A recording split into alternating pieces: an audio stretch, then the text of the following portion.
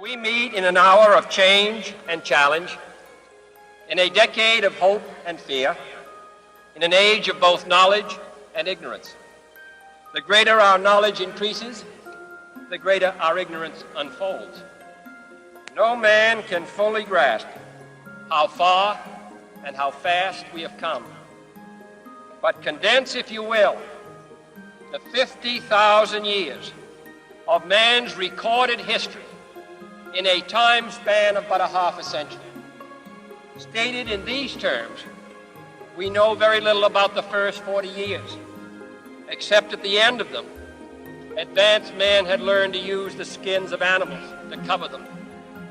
Then about 10 years ago, under this standard, man emerged from his caves to construct other kinds of shelter. Only 5 years ago, man learned to write and use a cart with wheels.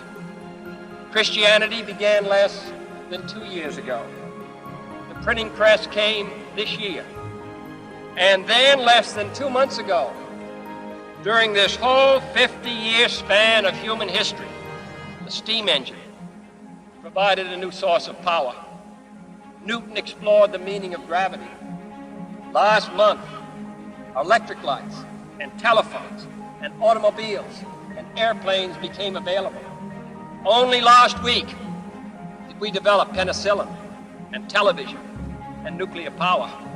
This is a breathtaking pace, and such a pace cannot help but create new ills as it dispels old. So it is not surprising that some would have us stay where we are a little longer, to rest, to wait. If this capsule history of our progress teaches us anything, it is that man in his quest for knowledge and progress is determined and cannot be deterred.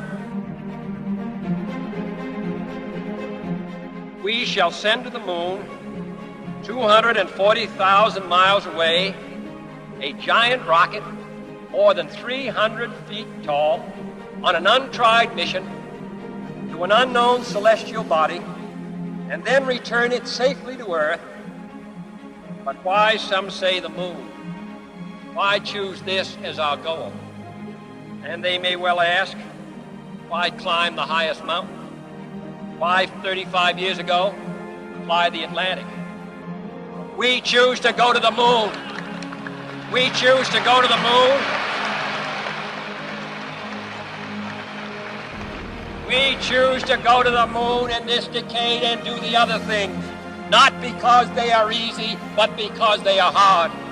Because that goal will serve to organize and measure the best of our energies and skills. Because that challenge is one that we're willing to accept, one we are unwilling to postpone. And therefore, as we set sail, we ask God's blessing on the most hazardous and dangerous and greatest adventure on which man has ever embarked.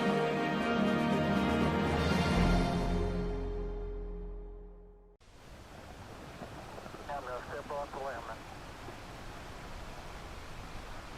That's one small step for man, one giant leap for mankind.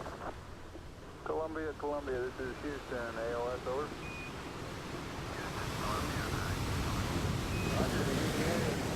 Beautifully.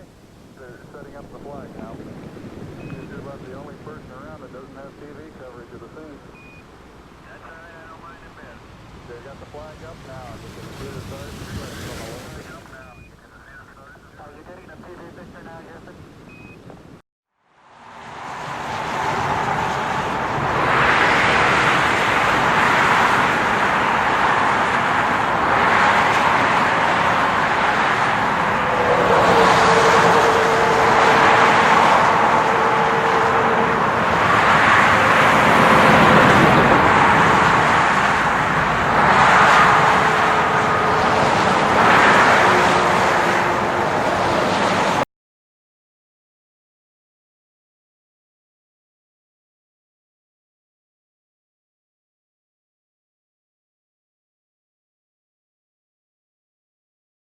I'm Mike Massimino, and this is Inside the International Space Station. Do it! absolutely no strings attached to Mike. Get out. To kind of share it with as many people as possible. Streaking across the sky. We're going to clean it out and air it out.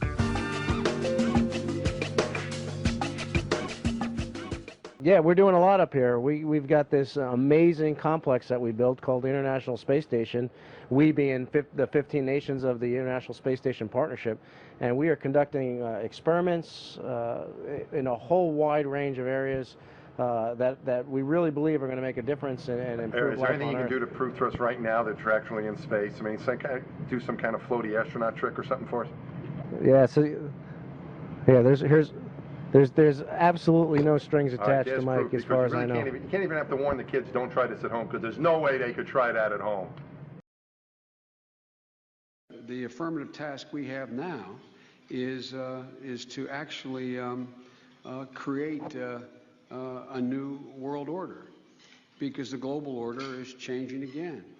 And the institutions and the rules that worked so well in the post-World War II era for decades, they need to be strengthened, and some have to be changed. We have before us the opportunity to forge for ourselves and for future generations a new world order, a world where the rule of law, not the law of the jungle, governs the conduct of nations. When we are successful, and we will be, we have a real chance at this new world order, an order in which a credible United Nations can use its peacekeeping role to fulfill the promise and vision of the UN's founders.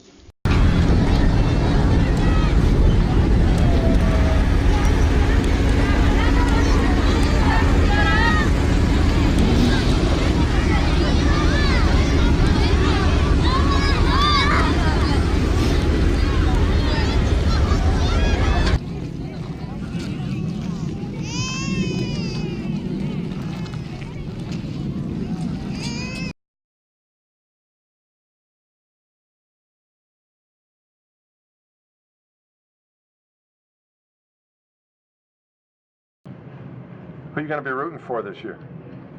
Yeah, he's a big Longhorn fan. All right, we're gonna get that one out to the media. Yeah. Gig 'em. We came in here. There was another downlink going on, and we're showing some video of you guys. And did you ever get? We don't know we can't really see you. We just see your video. So I was wondering, do you ever guys get tempted just to do some work and then tape it, and then just replay it over and over again down, and so people think you're working? That's what crossed my mind. Which is probably why they'll never let me on the space station. But do you ever guys get tempted to do anything like that? We haven't, but that's because we're not creative enough to think of that. Now that you mention it, we're going to hack into the video downlink. I know to both you guys. I know you guys are tight. It must just be fun to be up there together. You bet it is. We've been working and training together for like 5 years to train and fly 124 3 years ago. And right after we got home, it seemed like, well, that and then a hurricane cleanup for Ronnie. He started training, and a few months later I jumped in, and the fact that he was in the line was that's one of the big reasons I decided to go for it and just enjoy the ride together again. So it is, when you're living like this, you become like family. We're about out of time here. We got just about 30 seconds left of KU. We really appreciate you spending the time with us at cutting into your pre-sleep time. So in the last couple of seconds, though, you've done a great job of describing things. We obviously have people in space. The space program is by no means over. Can you just finish us up with some more astronaut tricks to prove again that you are actually in space? This is not a farce. Have you lost some weight? You see, look at that.